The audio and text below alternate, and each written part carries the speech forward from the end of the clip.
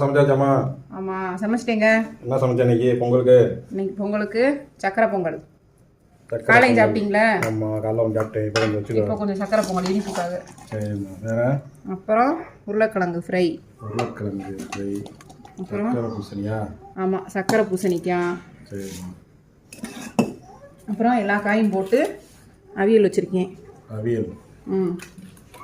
தயிர் மூணு ஊற்றியாச்சா? எல்லாம் ஊற்றிட்டேன். சரி. ஒயிட் ரைஸா? ஆமாம், ஒயிட் ரைஸ். சூடாக இருக்குது சாதம்.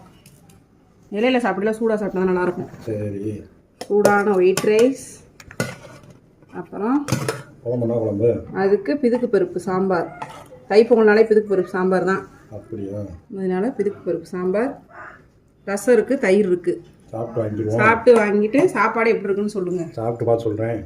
இந்த வீடியோ உங்களுக்கு பிடிச்சிருந்தா மறக்காமல் என்னோட சேனலை சப்ஸ்கிரைப் பண்ணிக்கோங்க.